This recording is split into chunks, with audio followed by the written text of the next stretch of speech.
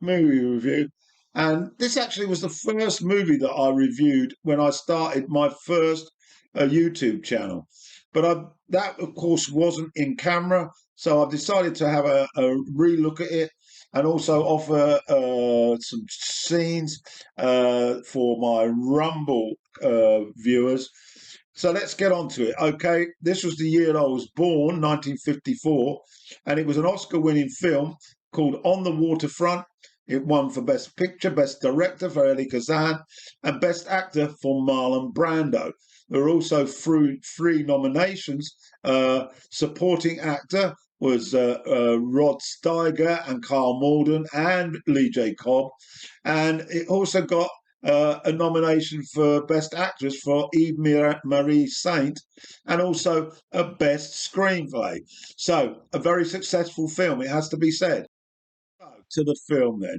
It's a film really about violence, about vultures who prey on the weak, on those working to make ends meet.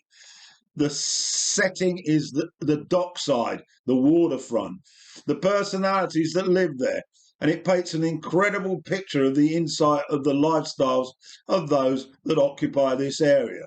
The stories about Terry Malloy, played by Brando. This area is where he was brought up.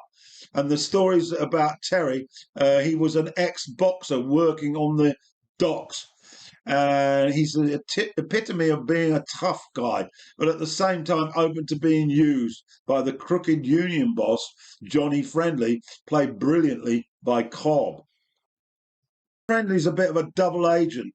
He works for the dockers as the union rep, but also slips information to the ship owners. He's as corrupt as they come. And the impact and the effect on the brave workers that are prepared to fight for their lives can be extreme. They may well have to learn that there's a cost to pay. And we find out in the film that one person sadly loses his life, and he just happens to be Eddie Doyle's brother. The slide on the movie will tell you who plays him and a little bit about the characters now. Okay, we'll start off with Brando's character, Malloy. He's a real mixture.